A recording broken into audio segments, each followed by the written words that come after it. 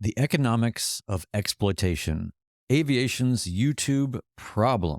Let's talk about how tragedy has become the most profitable commodity in aviation content, an entire ecosystem built around monetizing disasters. The attention economy is in a death spiral. What we're seeing is not just opportunism, it's a systematic transformation of aviation content creators into tragedy merchants. The machine works in these ways. 1. Creator starts with genuine aviation content. 2. Accident video gets 10 times the normal views. 3. The algorithm rewards the spike. 4. Regular content now performs worse by comparison.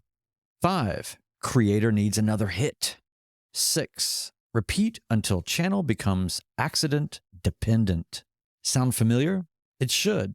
It's the same pattern we see in tabloid journalism, drama channels, and every other form of exploitation media. But here's what makes aviation different. We're not just dealing with reputations or drama. We're dealing with life and death. Tragedy has become a pyramid scheme. You have the top tier, who are actually qualified analysts, which are rare and few, but do exist, and grateful for them. But there's also the middle, adding nothing but speculation, or piggybacking on what the top tier said, and mixing in their own speculation. And then there's the bottom, the endless reaction videos to the reactions to the reactions.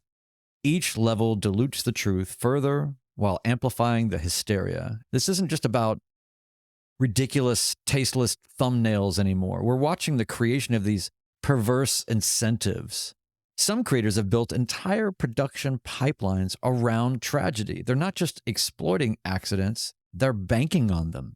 The audience addiction. Let's be honest about the viewer psychology here. The rush of breaking news, the dopamine hit of speculation, the false feeling of insider knowledge, bonding over shared theories. And like any addiction, it requires ever-increasing doses to hit the same high. Beyond the obvious ethical issues, what are the costs here? Well, it's driving qualified analysts off of platforms.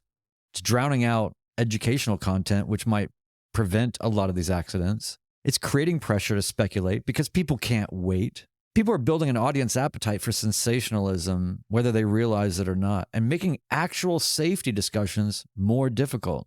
There's no excitement in prevention, is there? When real aviation experts try to share knowledge, they're competing with tragedy merchants who have mastered the art of manipulation and exploitation. So this has become a commercialization of chaos. The current system rewards speed over accuracy, speculation over patience, volume over value, hysteria over analysis, and engagement over truth. The algorithm isn't broken. It's doing precisely what it's designed to do. So what's the challenge here? How do you want to fix this? Can we fix it? It's not enough just to call out bad behavior. What can we do? Demonetize accident coverage entirely. Support creators who resist ambulance chasing. So, to my fellow aviation creators, I get it. The pressure to chase views is real. Bills need to be paid. If you've put yourself into this situation where that's how you make your money, which I would never rely on a platform that I cannot control to make my money. But if you're doing that, then you need to ask yourself, is this why you started making aviation content? What's the real cost of the next accident video? Are you building something that is sustainable and not leveraging misery? And lastly, how does it feel? Look at yourself deeply and think about, what are you really contributing? How are you really helping? And to the community, you have more power than you think. Every view is a vote. Every click shapes the future of aviation content. You're not just watching, you're actively shaping what comes next. The algorithm should serve us, and we should not serve it. So my question is, how do we choose more wisely?